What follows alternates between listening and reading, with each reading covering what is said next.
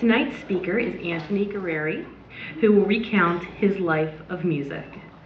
Anthony began guitar lessons at the age of 6, and by the time he was 12, was performing regularly on the Tony Grant Show at the Steel Pier in Atlantic City.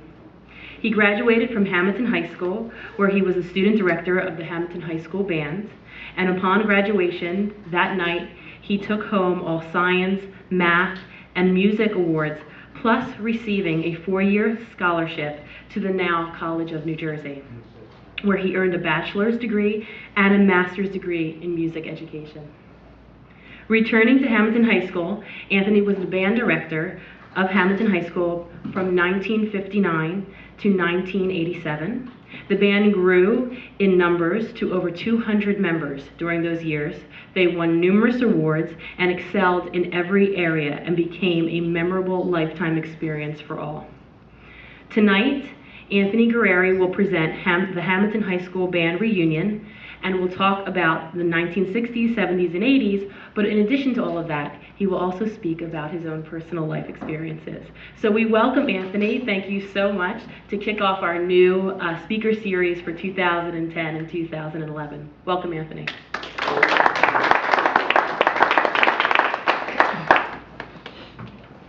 And I want to thank everyone, and especially my family. I have to thank them right off the bat, because if I don't, I'll forget, and I don't want to forget, because they have all been great over the years, and we're still great together. And when you get a chance to come up here and see, at the end, you'll see a picture of our entire family this year celebrating my wife and I our 50th wedding anniversary.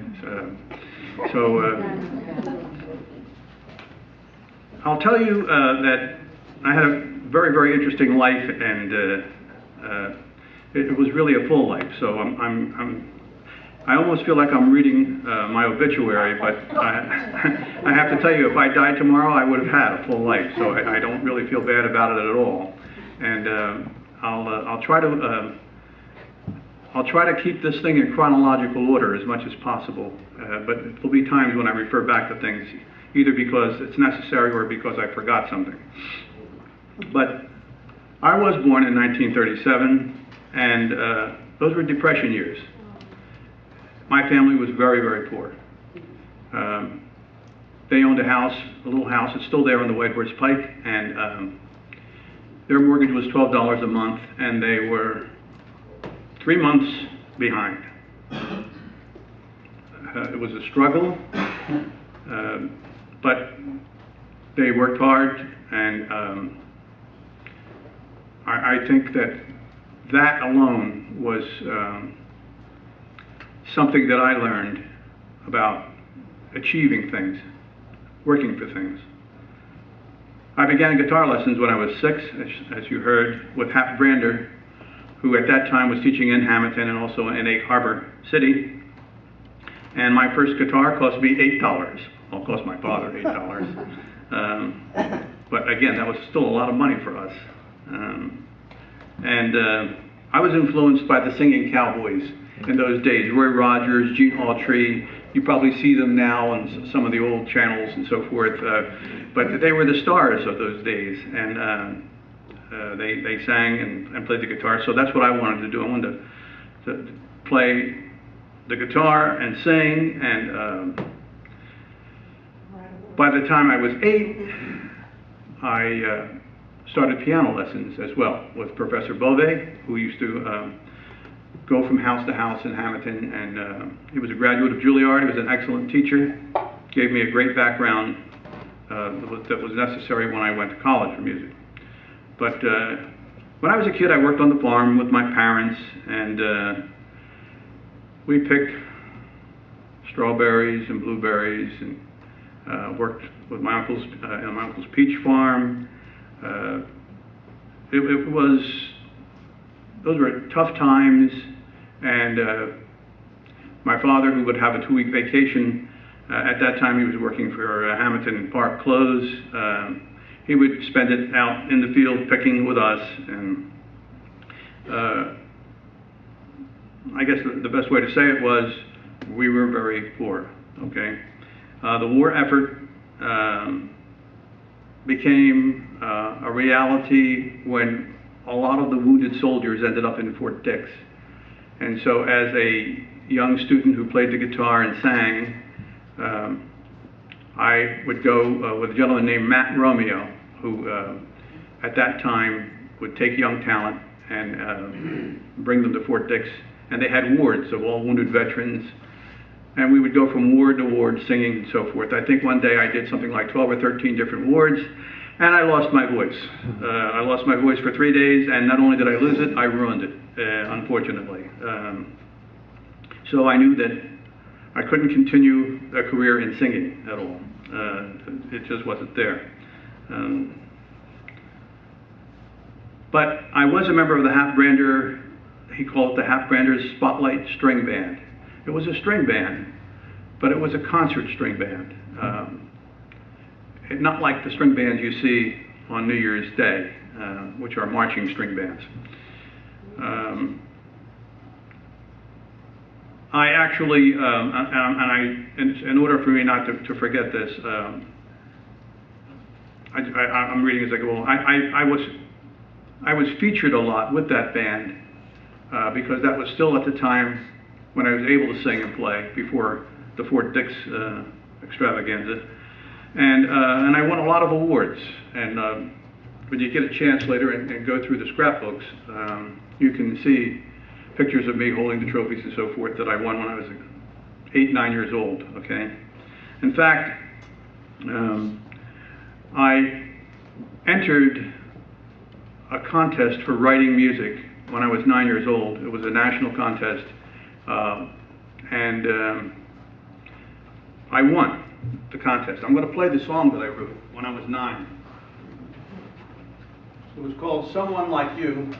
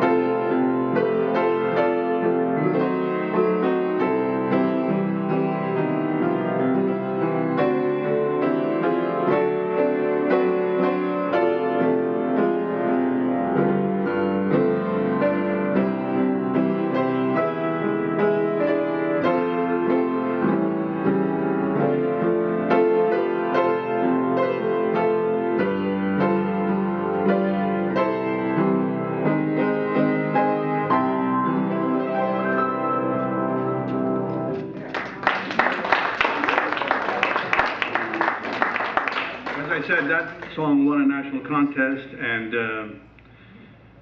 at the time they wanted to record it. A fellow had a band over in England, and that's also, I think, in my scrapbook, the letter that he wrote, but we didn't have any money, so we didn't do that. I think she mentioned to you that I appeared on the Tony Grant show, the Stars of Tomorrow on the Steel Pier. And I was a regular on the Tony Grant show. It was a wonderful thing for a young kid.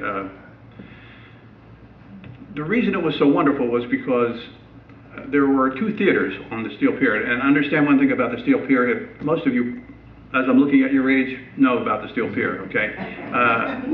But for my grandchildren who are here and so forth, a little explanation maybe. But you paid one price, and you got into the Steel Pier, and you could do all of the different things you wanted to do for that price, okay? Which was a wonderful concept. George Hammond and George Hammond Jr. eventually were the people who owned that. There were 2 main theaters. There was the Children's Theater, which I performed in, and there was the main theater where the stars of the day came and performed. And the one theater was on one side, the other was on the other side, and there was a dressing room in between. And the big stars were on this side of the dressing room, and us little guys were on this side of the dressing room. So we shared the dressing room together. And I tell you that because one of the stars that came, of course, there were people like Eddie Cantor. I don't know if you can remember these names. Georgie Jessel. But anyway, there was a woman named Dagmar who was well endowed, okay, and was a comedian. Did an act with her husband, and when she was there, and we were sharing the dressing room, the little drummer kid and myself. One day, she was getting changed. She took her clothes off, and it's the first time outside of my mother that I ever saw a grown woman naked. Okay, and the kid next to me was going, and my eyes, of course, I'm sure were popping out of my head. And her husband, who was there with her, said, "The kids over there," you know, and she's going, "They're just kids, right?"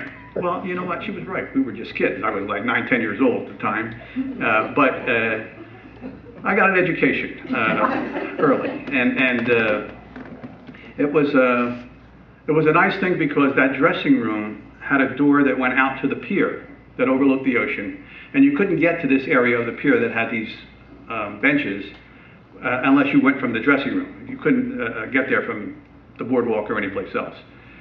But that's where the stars would go and sit down, and that's where we would go. And we'd sit down, and they'd tell us stories, and I mean, we were young kids, and they really took to us, and we had great times together. And at night, the big bands would come into the ballroom and play, and we would go, a lot of the young girls who were dancers and everything else on the show, we'd all go together to the ballroom, and we'd dance and listen to the big bands and everything else. So it was just a wonderful experience when I was young doing that.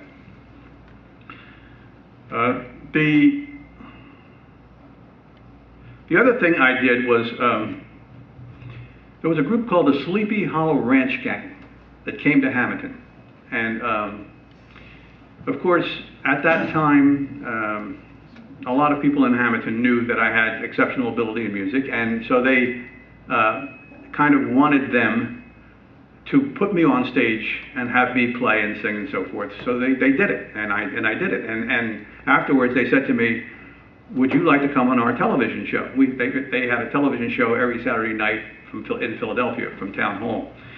And I said, "Sure," you know. So I got the invitation to their television show, and then I got another invitation to Jack Steck's Starlit Stairway, which was supposed to be a show for young talent, young up and coming talent. And so we did both of those things. And the Jack Steck show, and I met a lot of interesting people on that. And then, of course, the Sleepy Hollow Ranch Gang thing, which was at night, we did that.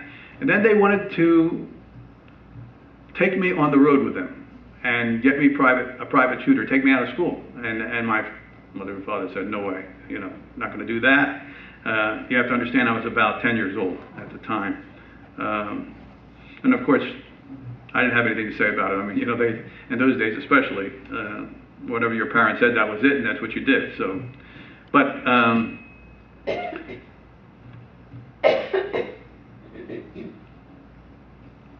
the reason I'll get back to that show, that Jack Steck Stairway to the Stars, a little later. But I want to go on and just say that when I was 12 years old in 8th grade, Hap Brander died. And I wrote a song in his memory that we played at the Atlantic City. They used to have the national conventions every year. They called it the American String Guild Association. And every year they would have it in different places. I'll give you an example. The first year we were involved was in Springfield, Massachusetts. Then we were involved in Minneapolis, Minnesota. We were involved in Ontario, Canada, involved in Cincinnati, Ohio, and then in Atlantic City. These were the 5 years that I was in the band. And of course in Atlantic City, that was the one where we played the memorial song because Hap had died. And I conducted the band, and I was 12 years old. That was it.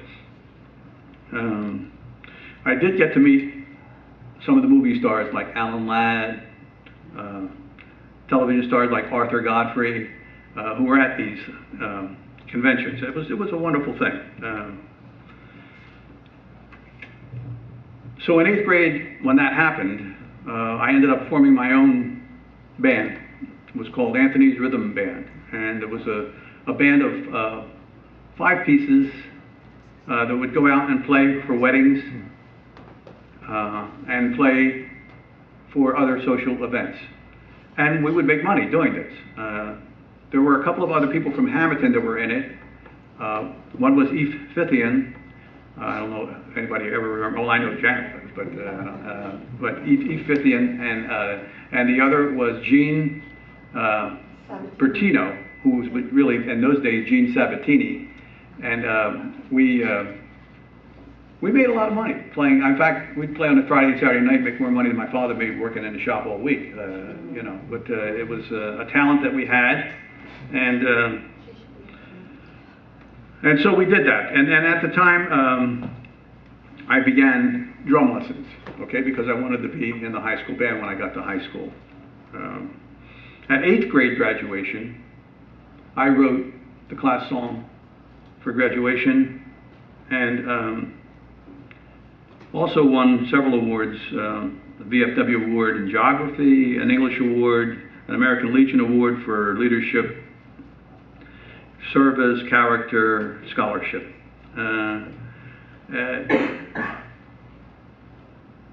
I was a good academic student, very good academic student, and besides being a good music student. So I joined the Hammonton High School Band when I got to high school, and my band director at that time was a guy named Herman Dash. Now Herman Dash was just a lovable guy. He was the true music man of Hammonton. I look back, I got to know him very well throughout his life. He's no longer alive. But he was only in Hammonton my first 2 years, and then he left and took a job up in North Jersey. The people of Hammonton loved him so much that the Board of Education actually offered him the same kind of money that the principal was getting if he would stay. And he said to me, I could never do that because all the other teachers would resent me. And he said, but of course he was getting a big raise going to North Jersey, and he did a good job up there too. But Herman was he was a true music man, and he was the guy who influenced me into becoming a music major and going on into music. But besides the band in high school, I played JV basketball, and I played varsity tennis. I couldn't play football because I was in the band, and I couldn't play baseball because I was in, well, the school play. I had the lead actually in the school play. We did You Can't Take It With You. I was Martin Vanderhoff. And in those days they called it the junior-senior play. I was selected to go to Boys State at Rutgers University my junior year. And as I said, I loved sports as much as I loved music at that time. And I played Little League. I was on the All-Star team. I batted something like .375 when I was playing ball. I was a good hitter. I was good in athletics, but that wasn't going to be my life. And so I enjoyed it, you know, while I could. My high school graduation, I think she told you I won the math awards, I won the science awards, I won the music awards, I won best all-around boy, and a 4-year scholarship to college. Went to Trenton State College, that's what it was called in those days. Tuition was $100 a year. Room and board was $250 a year. I didn't have to worry, I had a 4-year scholarship. And my major was music education. And I played in the band there, in the orchestra, and the choir, and I joined the Theta Nu Sigma fraternity, and that group was made up of mostly music majors that had a lot of kids who played. We had our own band, jazz band, and choir that would go around entertaining all the female students during the Christmas holidays. We would have singing at night, and we'd go caroling and so forth. It was a tradition there, and it was really a wonderful thing.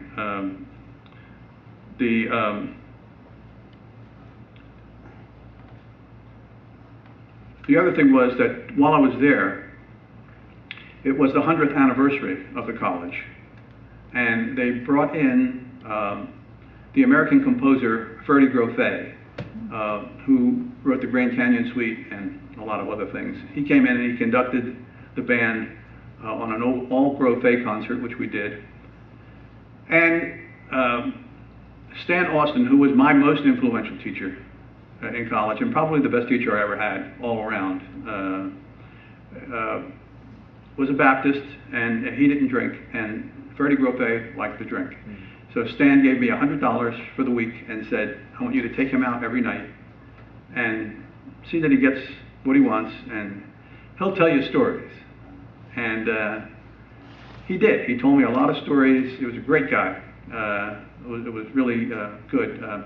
Ferdy Grofé, of course, you don't know that name as much as you know the name George Gershwin.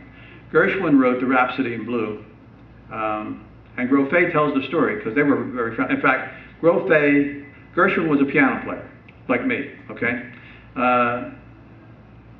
He would write the music, the piano music, and then Grofé would take it and orchestrate it, write it for orchestra, okay? So all the orchestrations you hear of Gershwin are really Grofé's work. And he told a story to me, which you'll never find in a book, but he said one night, he said, George called me, George is Gershwin, of course, and said, Ferdy, I'm stuck. I'm trying to get started with something that I have in my head, but I just can't get a theme going. I can't get a, and I'm just going to play this little thing for you because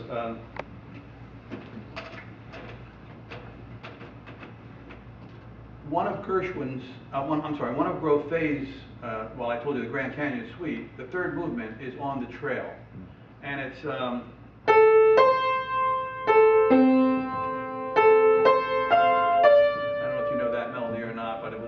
very popular melody. They use it in commercials and things like that. So he told Gershwin, he said, steal something from me. So this, Gershwin added one note to that and went,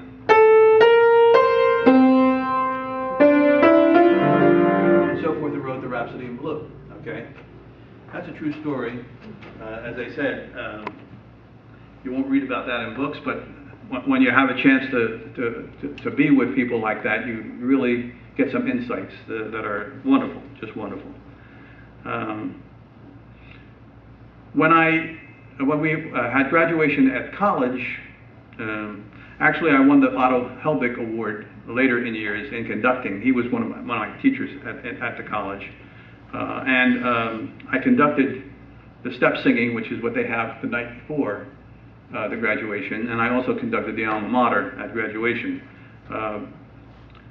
So in the eyes of those people there then, that they felt I was the one to do that. So in my senior year, I got engaged to my wife. She wasn't my wife then, of course, Rosrita, but we were engaged then, and on the side, I was teaching guitar lessons in Trenton, and there's just so many stories. I had a car, which I had saved my money and bought a car, a 56 Chevy, which was a very hot car in those days. Was stolen twice while I was on campus, and I really could go on, but we don't have the time for all of those stories. But it was. It was an interesting thing, but one of the things that they did, there were only certain places you could park on campus. And if you didn't park there, they had a student patrol or whatever it was, they gave you tickets. Well, I accumulated 26 tickets, and because I parked wherever I wanted to. I mean, and the reason I did that was because the president of the college, Roscoe West, and I were very friendly. Because when I played in bands and everything else, which I did, I played in 3 different bands. I played guitar in a country western band, I played piano in a jazz band, and I played drums in a rock band. And we played a lot of jobs all over New Jersey, but also at the college. So a lot of people knew me, and the president knew me, and so forth. So he called me in and he just said, "You have 26 tickets here. What are we going to, you know, what's going on?" And I said, "Well, they're illegal." I said, "These people aren't policemen. This is, you know, this is state property. You can't give me these tickets. Will never hold up in court." Now the reason I knew that is because someone had told me that. Okay, and he looked at me and he said, "That's true, but I can hold up your transcripts." And I said, "Really?" And he could, you know, so, which means I couldn't get a job. So he said, "I'll tell you what, we'll make a deal. I'll rip all these up, and you don't get any more tickets." And that was it. And so I learned my lesson with that, but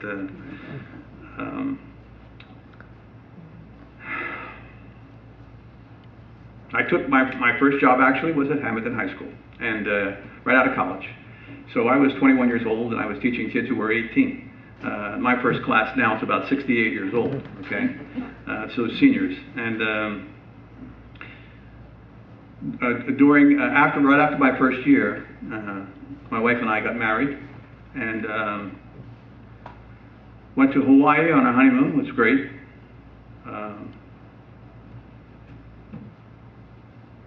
But then I had to I was going to get drafted. So I decided to join the National Guard and do 6 months active duty, so I had to take a year's leave of absence from the band. When I came, so I did my Army stint for 6 months and so forth. Came back the following year, and there were 17 kids left in the band. That's what I started with, 17 kids. But I figured, okay, got to start somewhere. So this is okay. It's not a problem. Just make a musical and make the group sound good, and more kids will want to be in it, hopefully, and you know, that kind of thing. I was originally in the Tuckerton National Guard because Stevie Kazula, I don't know if a lot of you know Steve, but he was the head guy there, and he got me in, and he said, "If you join here, I'll see that you stay and supply at Fort Dixon, won't have to go anyplace else during your whole time while you're in active duty." And my wife was expecting at the time, so I said, "Okay, fine." So that's what I did. But after a year out, I found out that there was a National Guard band. I joined the band, was in Cherry Hill at the time, and became the rehearsal conductor for that band because the guy who was in charge of the band wasn't a really good musician. He only waved his hands and so forth for the most part, but he was a politician, and he knew all the right people and so forth. And so it was good to be, if you had to do service, it was good to do it when being in the band.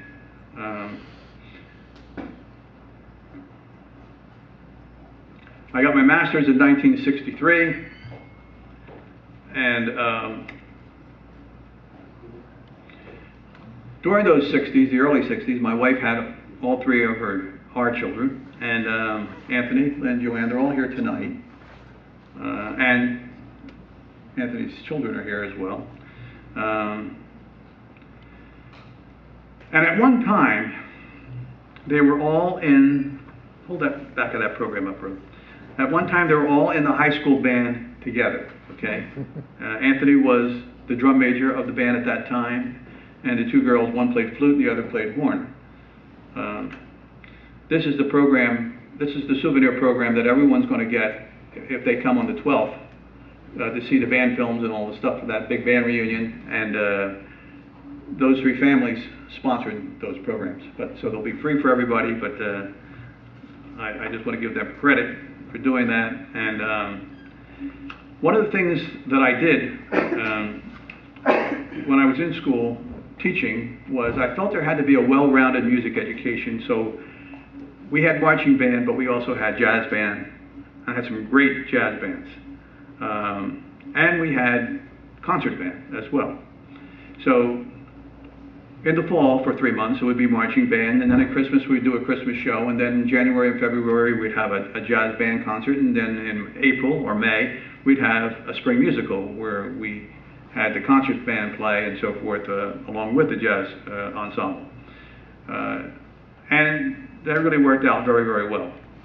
The only thing that was missing, I felt at the time, was that we had no string program. Nobody playing violins or violas or anything. So I went to the board and I said, I really think we need a string program in our school. It's the one thing we're missing. And they said, nobody wants to play violin and that stuff. And I said, sure they do. I said, I'll tell you what. If we rent the instruments, I'll get the kids. I said, but under one condition. If I get the kids, you're going to eventually then get me some help, because I can't do everything. You know, there's only so much I can do. And so they said, okay. Well, first year I got 30 kids playing string instruments, and the following year I had another 10 or 12. I had about 40. And we gave an orchestra concert as well as a band concert. And I went back to the board and I said, I need some help. And they said, we can't afford it. And I said, then, it was a calculated risk. I said, then I'm just going to have to tell these kids that that's it. They can't do this anymore. Well, they didn't back down. That's what happened. So the kid said, can we play in the band? I said, sure, I'll switch you to band instruments if you want. And that's what we ended up doing. And of course, the band immediately got huge.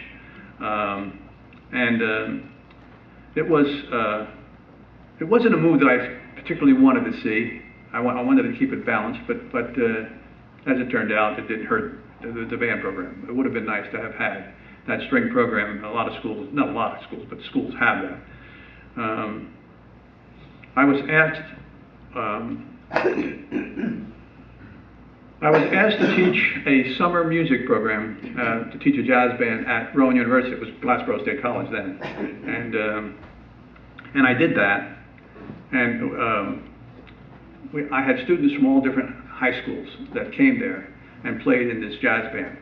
And some of them became very, very, in fact, a couple of them are teaching there right now at Rowan, Denny de Blasio and Sal Scarpa. But they were in this jazz band, and some of my students, like Arthur Galetta, I think you know Arthur, yes, Galetta, you know, the big blueberry farms now, and Jimmy Brown, and played bass, and Charlie Camerata played piano. Stevie Lombardelli became a music major and became a music teacher. But they picked the best musician at the end of the 3 weeks, and it was Arthur Galetta who got that award over Denny de Blasio and over Sal Scarpa. And let me tell you, Denny de Blasio became the arranger and the big guy with Maynard Ferguson. Sal Scarpa, big guy with Paul Anka. So these guys were very, very fine musicians. They weren't slouches. But Arthur was one of the most talented kids I ever taught. But they had the blueberry business, and I think, and he still has a little studio, I think, in his house, and he still plays in the band. He still loves his music, as well as making all the money he makes with blueberries, which you can't blame the guy, you know. Also, while I was teaching in the 60s, they asked me to teach part-time. I was teaching piano at Atlantic Community College, and I was also chosen to conduct the All-South Jersey Band twice, which were the most outstanding players in all of South Jersey. 1966, my father passed away. He was only 58 years old. That was a blow at that time to me, boy. But before that, and that's why I say I have to go back a little bit, because I have to tell you that I always wanted that well-rounded program. So I went to the superintendent and I said, I want to do a musical. I want to do like a Broadway musical. And then he said, where are you going to get the money? I said, from the board. And he said, because they weren't paying me anything, you know. And I said, I don't want any money. I just want to be able to do the musical. But you know, well, I'm going to need some money for costumes and scenery and things like that. Well, I convinced him. And we did Calamity Jane. It was the first show we ever did. In fact, Sammy is here tonight. Sammy was one of the stars in Calamity Jane. Sammy Milazzo. He did a wonderful song and dance routine as part of that. And in my scrapbook on the 12th, I have all of the different musicals in those scrapbooks. And Cheryl Press was Calamity Jane. She lives out in Oregon now. Billy LaManna, who is no longer with us, passed away, was the male lead. He played Wild Bill Hickok. But it was a great show, and after we did that show, of course, people in Hammonton loved it, and they came out, you know, crowded both nights that we did it. So they came back to me and they said, "Oh, we got to do another one." And I said, "Well, I want to wait a year. I want to do one every other year." And I said, well, and they said, "Well, why do you want to do one every other year?" And I said, "Because there's probably kids who want to be on stage who don't have good musical voices and everything else, but they would be good in drama or comedy or things like that. And I want to give them a chance to have the lead and so forth. If you do a musical every year, only the music students are the ones that are going to always have, you know, the leads." And so, okay, they bought that. And it was true, you know, that's the way I looked at it. So 2 years later, we did Bye Bye Birdie, which was, we scheduled it for 3 nights because we felt, after seeing the show in New York, I knew, you see, when you're a teacher, and I can tell you these things now because I'm not a teacher anymore, I've been retired 12 years, but when you're a teacher and you have all these kids, you know what their talents are. And you know, when you look at a show, whether you have enough talent to do that show or not, okay? So when I looked at that show, I said, this is a show, number one, Hammonton will love it. Number two, I've got the talent for it. The only person I don't have that I know about right now is the part that Cheetah Rivera sang, because she was an alto. She had a low voice. And I had some great sopranos, but I didn't have any alto that I knew of that was that good, you know, to do a lead. But what you do is, you still have tryouts, okay? All the people have to come out and still try out, but you already know who, I mean, you as me as a teacher, I already knew who was going to get the parts, okay? And one girl came out, and she said she was an alto. And she said, I said, "Do you know any of the songs from the show that you can sing for me?" And she said, "No." I said, "Well, what can you sing for me?" She says, "I can do a church hymn. I sing in church." I said, "Okay, that's fine." Well, I listened to her voice. Great voice. Alto. Just what I needed. And I always remember looking at her and I said, "I'm going to make you a star." And she looked at me and I said, "You don't know it." I said, "Because you don't know what talent you have. But after we work on it, you're going to love this, right?" Well, she did. She got the female lead, the Cheetah Rivera part, and trying to remember, Dick Van Dyke had the male lead in New York. Who had it here? Alan Grasso. Alan Grasso had the part, and but all of the different people that to make a long story short, we did it 3 nights. We had to do it a 4th night. We had to actually turn away people and then do it a 4th night so that those people could come and see it. It was a tremendous hit. We made $3,000 profit. Now, you gotta understand, this is in the 60s. That would be like making $30,000 now, at least, okay? Well, of course, the superintendent wanted to know what we were going to do with this money, okay? And you know, not once did he say, "Can we give you some money?" Never, okay? And I never asked for any.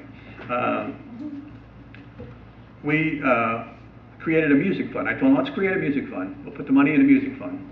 I said, "There's 2 things I want. Number one, we'll take the money out of the music fund from now on. We won't bother the board for money, okay?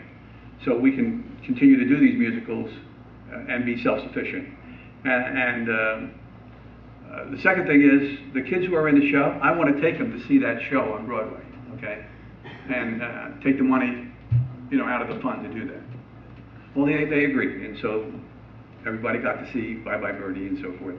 I didn't want them to see it ahead of time because I didn't want them to form opinions about maybe their part. I wanted them to create their part and you know, do what they, because you know, that's a show that was like an Elvis Presley type thing, and very, very popular in its day. But we did Calamity Jane, we did Bye Bye Birdie, we did The Fantastics, we did My Fair Lady, and we did The Sound of Music. We did all those musicals in the 60s, okay, and the 70s, and that was right before I started the competitive band. And in 1971, Charlotte Sasato, who was maiden name Charlotte DeMarco, you probably mostly know Charlotte, came to me and said, all these bands are competing, we should compete. And I said, I don't believe in competition. I said, the New York Philharmonic doesn't compete with the Philadelphia Orchestra. They just play their concerts, and music is music. You know, it's not like football where they compete against each other.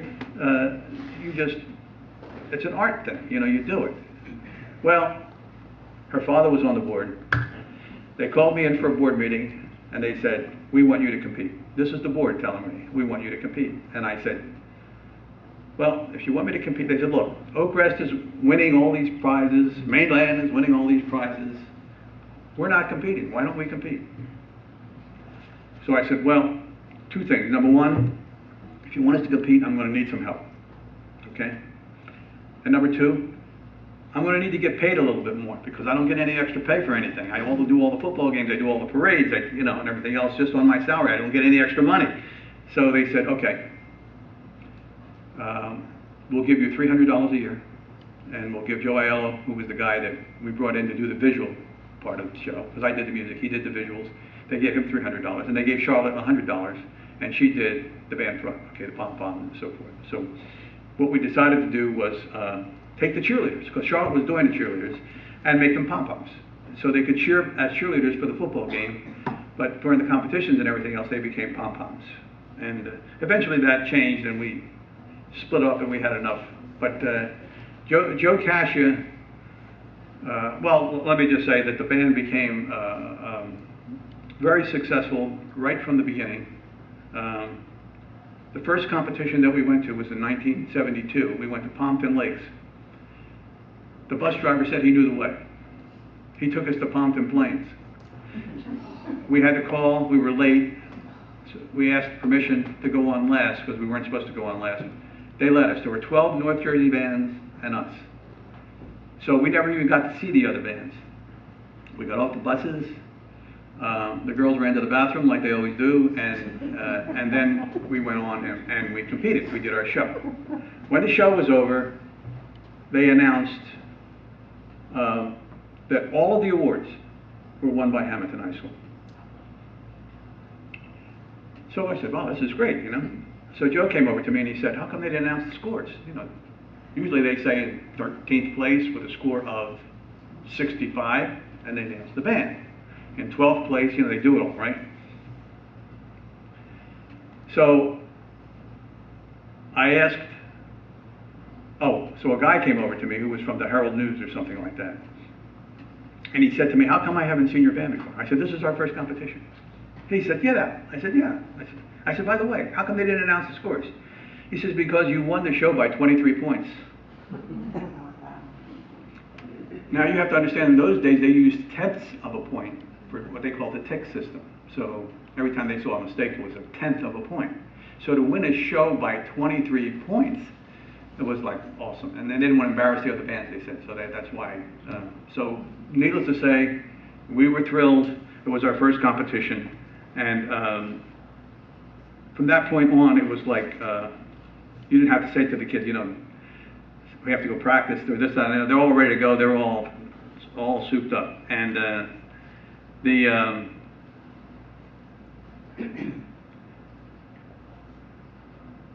thing that was great about those early competitions was that every time we won a show, and we won most shows, on the way home, the fire engines, the policemen, always gave us an escort into town. And it was funny because after a while, if there was a fire and the fire engines went off, the kids in town would say, the band won, you know. They wouldn't even think it was a fire anymore, you know what I mean? It was one of those things. But the other thing that we started was an indoor color guard.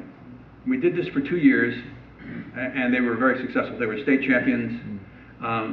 We have, I don't think I have those pictures here. They'll be at the band thing. But the present band director, Kevin Arena, his mom was the captain of the first year's color guard, 1973.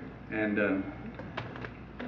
Janet Cartier was the captain of 1974. And I know they'll be there on that date. Anyway,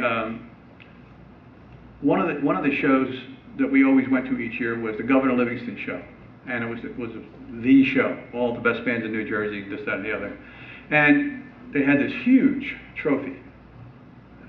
But you had to win it 3 years in a row in order to keep it. You could keep it for a year and then you had to return it. So we won it the first year. We won it the second year. The third year, he brought in one of the high school bands, Glen Ridge, which was undefeated in North Jersey and was a great band. So to compete against us, because he didn't want to lose the trophy. He didn't want us to win it that year. So Joe and I went up to North Jersey to watch them, and they were terrific. And Joe says to me, we better pray for rain on Sunday. And I said, well, you know, let's take a look at it and see. I said, they play probably a little bit better than we do. I said, musically. I said, but I don't know how they march, and I don't know whether, I said, our band front I think might be slightly better than theirs. So I said, I think it's going to be close. I said, why don't you concentrate on the marching and the band front this week, and don't worry about the music, because if we get beaten music a little bit, that's what I would expect anyway, okay? I said, but we got to beat them in the other areas in order to win. Well, we won the show by 0.3 of a point. And we always had this thing, whenever the kids were on the finish line, well, we call it the finish line, they used to have mass bands on the line, we would always say to the kids, you have to stand at attention, and no matter where they announce you, you can't move, you stay at attention, and that's it, okay? And the flags would go into a salute and everything else, but the playing band would just stand at attention, and that was it. So it was like, if they announce you second, third, if they announce you first, whatever they announce you, you stay at attention. Well, you have to, Charlotte was next to me, and she, when they announced us, she pounded on my back and everything else. I'm going, Charlotte, you know, set the example, right? But she was so excited. We were invited to go to the Orange Bowl in the 70s and be in the Orange Bowl parade. It wasn't something that I asked for. They called me and said, you know, we've heard of your band, this, that, and the other. We'd like to have you in our parade. So we did that. We also, one night I got a call from the guy from the Stan Kenton Band. Now, Stan Kenton Band was the big band. That was the top band of its time in the 70s. Maynard Ferguson played lead in the Kenton Band. I can name names. It probably wouldn't mean anything to you. But anyway, they called me and they said, we have an open night on this Friday. I don't mean this Friday, like on this particular Friday. We have an open night, and we're going to be playing in Philadelphia on Saturday, and we were wondering if you were interested in having the Kenton Band do a concert.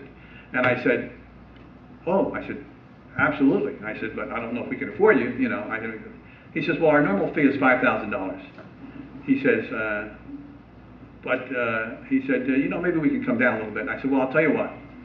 I've got 600 seats in the auditorium. The most I can charge is $5.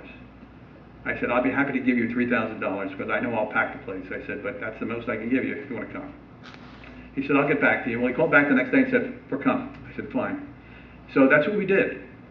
Because my philosophy, and he said, after the show, we'll go in the cafeteria, because the band boosters had cake and coffee and so forth, and we'll sign autographs and meet with the kids, talk to the kids. Stan will do all this. I said, great. And I felt, it's not costing us a penny. We didn't make any money, but it's not costing us a penny to have the Stan Kenton Band do a concert in our town. And we did fill the auditorium, packed the place. It was great. We went to California, raised money. Raising money was everybody has to raise money for something. You know how that is, okay? Well, my philosophy was I didn't want to burden the board, because when the band got that big, it was expensive to travel. It was expensive, you know, to do anything with the band. And we wanted to always do a trip each year someplace. And we wanted to go someplace where we could compete against top bands in the country and things like that. So at that year, California was having a big show, and the state championship California band was going to be there, and bands from Texas and bands from all over. So I said, okay, I'd like to do this, And there were a lot of band parents who wanted to go on the trip as well. So I said, okay. I looked into chartering a plane. $30,000 and you could charter a whole plane, all right? I said, fine. I want you parents, I used to have like 200 people at a band booster meeting. I said, I want at least 100 bottles, between 100 and 150 bottles of booze. Everybody can bring me a bottle of booze. Anything you want to get rid of that you've had sitting around, okay? But it can't be opened, it's got to be, I said, we'll have a raffle. I printed 30,000 tickets, sold them for $1 a piece. We sold them all. And made $30,000. And the ironic part of it was I bought a few of those tickets, and whose name do they pull? Mine. And I said, I'll tell you what, I'll take that bottle of scotch and pull again for somebody, for somebody to win the rest of it. And they did. Some guy from, in fact, I still have the letter in my scrapbook. The guy wrote, he said, I understand you really want it, but you gave it. And he said, so I ended up getting the stuff, and he was very, very thrilled about it. We went to the World's Fair when it was in New York City and played a concert. And I don't want to skip anything here. Wait a minute. Oh.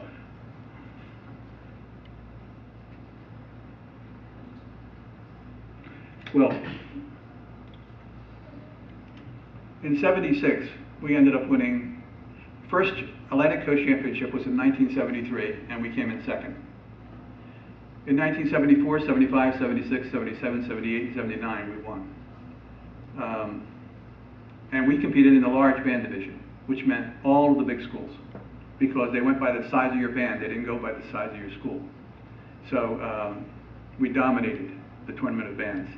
And but in 1979, Joe Aiello was killed in an automobile accident, and my mother passed away as well. So it was a very tragic year for me.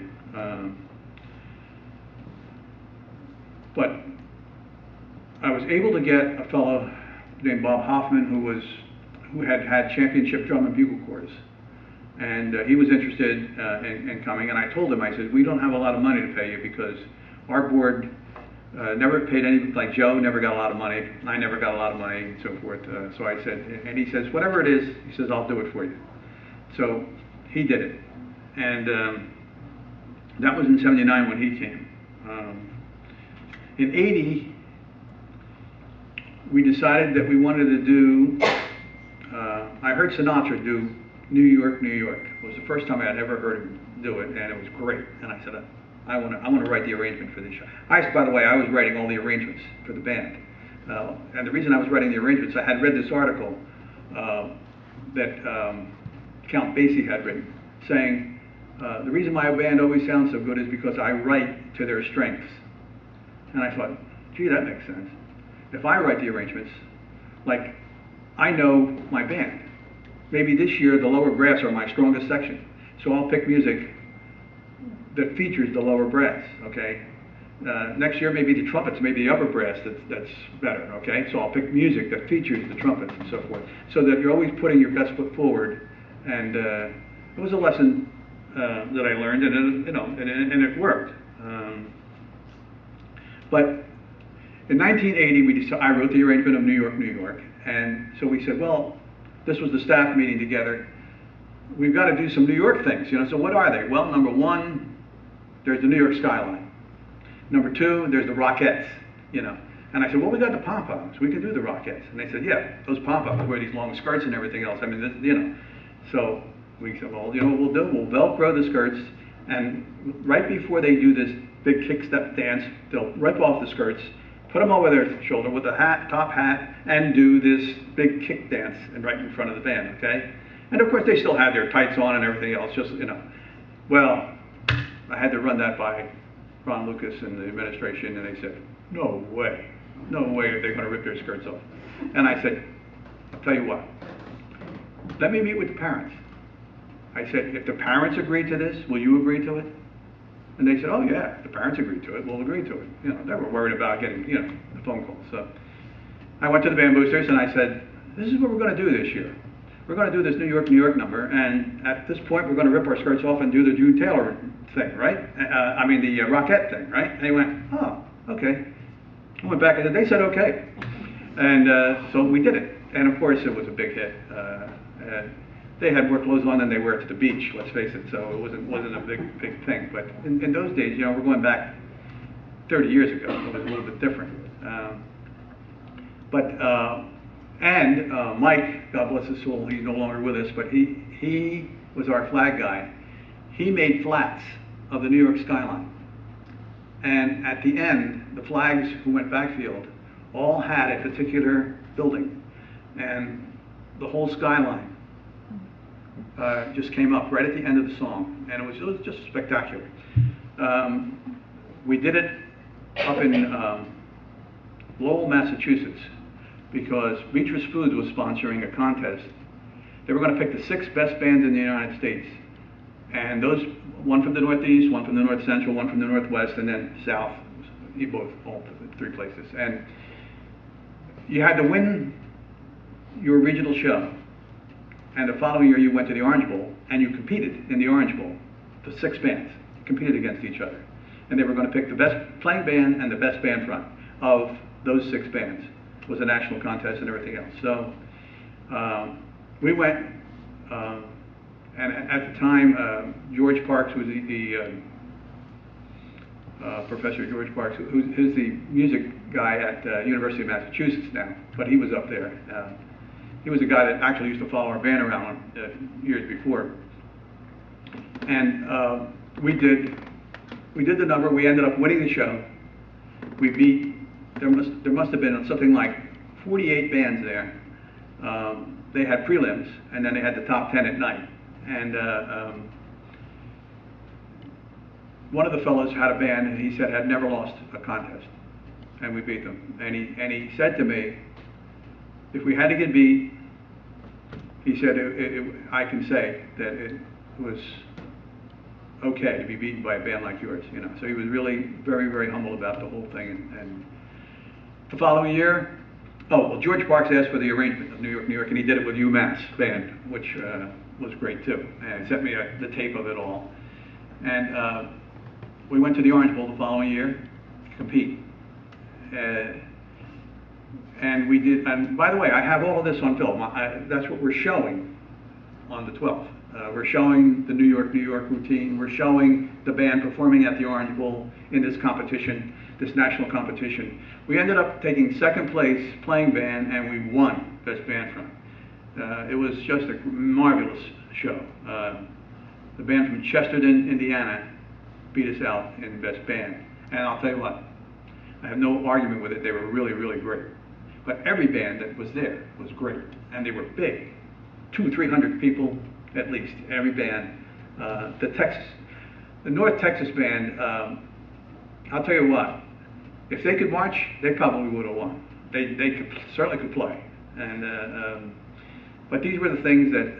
And then they had a big fireworks display afterwards for the kids.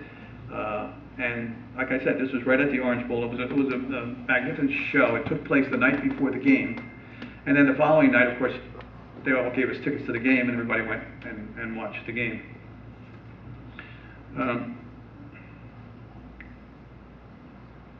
In '83, I was elected president of the New Jersey Music Educators Association. I had been on that. Herm Dash was the guy that got me on that. That's the State Board of Music Teachers in New Jersey. And I was a member, and then in '83 I became president of that. And we ended up having our first state marching band festival in Hammonton.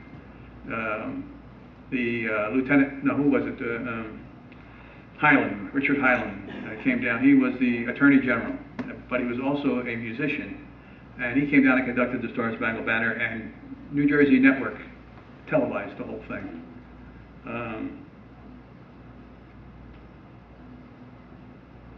Then, 1984, I was hospitalized. It was a simple thing, I thought. I mean, Dr. Chiafalo and Dr. Mitrovic were the school doctors, and I had some congestion and everything, and they said, why don't you go over to the hospital and get an x-ray, you know, and everything else. And so I did that, and They said, do you mind if we take that again? And I said, why, is there a problem? They said, well, we'd like to make sure. So they took it again, and they said, we're calling Dr. Sayed, our heart doctor, to come down and talk to you. I said, oh, they did a cardiogram as well, obviously. And I said, why? She said, he'll talk to you. He came down, and he said to me, we want to put you in intensive care. And I said, what? He said, yeah, he said, your cardiogram is reading that you've either already had a heart attack and didn't know it, or you're about to have one. I said, really? Now, this was a week before my band banquet that we always had in the spring. So I said, okay, I'll go in intensive care on one condition. I want a telephone. I need to make some phone calls. Oh, no, there's no telephones in there. I said, well, all the people who were working in intensive care, all the nurses, were my former band students. So they said, we'll get your phone, don't worry about it. So they got me the phone, and because I had to call and alert everybody, I wasn't sure what the situation was going to be. And I was there for like the whole weekend, Friday, Saturday, Sunday. Monday they gave me a stress test, and they let me go. And whatever it was, to this day, it just was, they said the thing that was supposed to go up like this was going down like this, and it wasn't supposed to. But I don't know, it just didn't, but I still do go to the heart doctor every 6 months, and he said I do have a slight blockage, but I've had it for 12 years, and he says as long as nothing changes, we're not going to do anything about it. And I said, okay. So,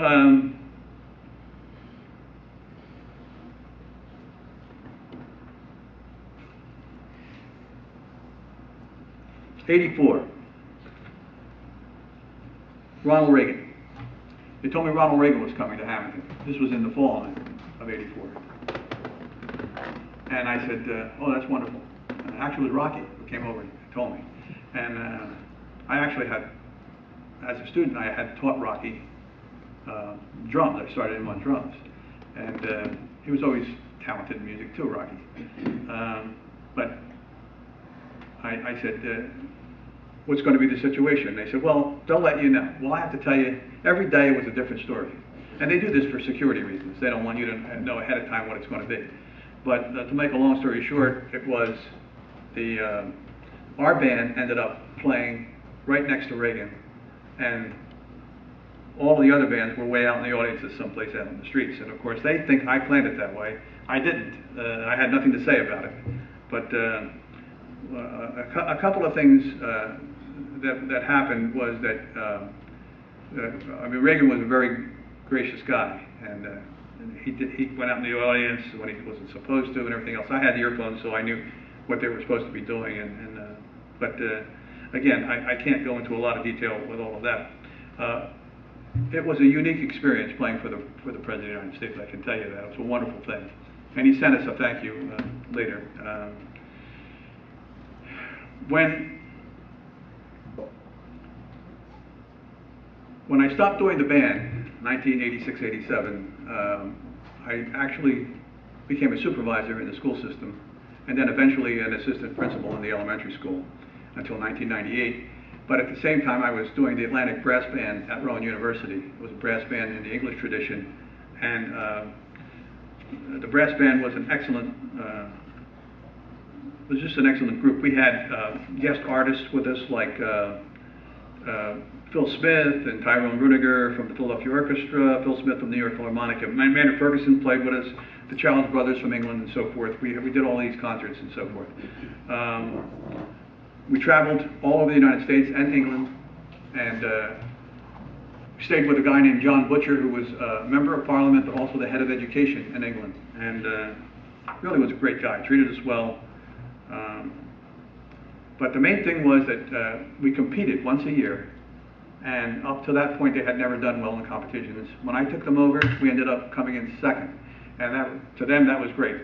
To me, it was like, we didn't win, you know. We were so used to winning with the band, you know, that was like second, we don't usually celebrate second, you know, but they were thrilled. This fellow approached me, and he said, my name's Tom Pomatier. I'm the conductor of the United States Army Band in Washington, D.C.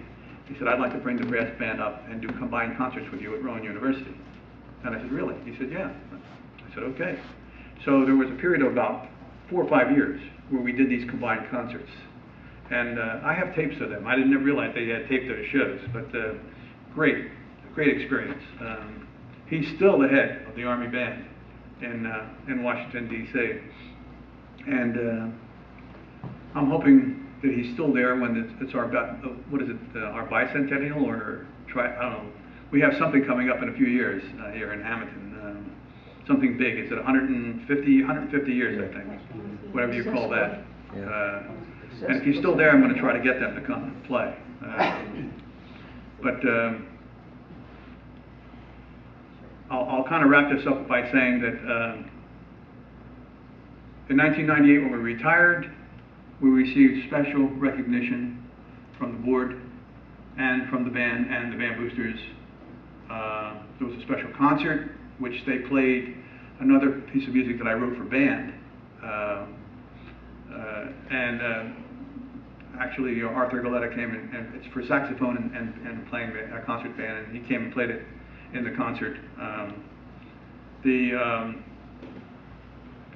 The other thing was that twice I received the Governor's Award in the Arts for my work, and also for a distinguished service and leadership. The New Jersey Music Educators gave me a lifetime membership and a stone in the cement with your name and everything else in Reston, Virginia at their headquarters with my name. And then later, just a couple of years ago, I was named Artist of the Year in Hammonton and got the same thing with my name and a stone at the Eagle Theater. So that was kind of neat.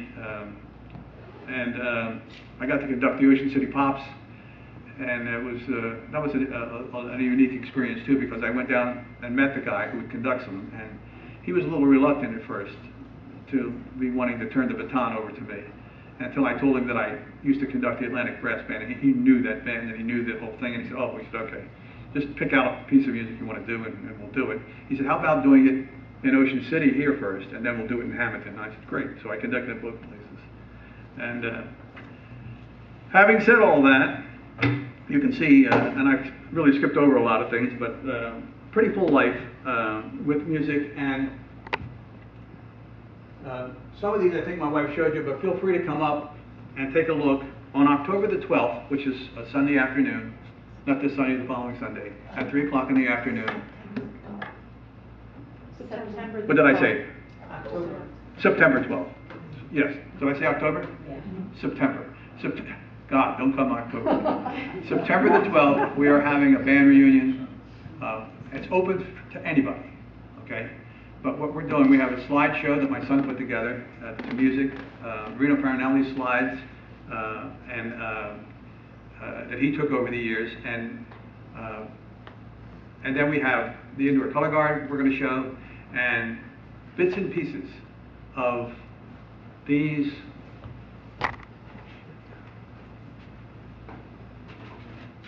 DVDs that we have. One is from the 70s, one's from the 80s, and the other one is the slideshow that we're going to show. We're also going to put them on sale, so that if anybody wants to buy them, they can afterwards. We're going to charge $10 for each DVD, which is very, very reasonable. If you ever have to buy DVDs, you'll know that is. And $10 admission. The ticket money is all going to the band boosters to help out the band. And I guess that's enough for me to say. I think I probably went over time, so pardon me for doing that. But it's hard to put a lifetime together in, what is it, 30 minutes or something? So thank you anyway for listening.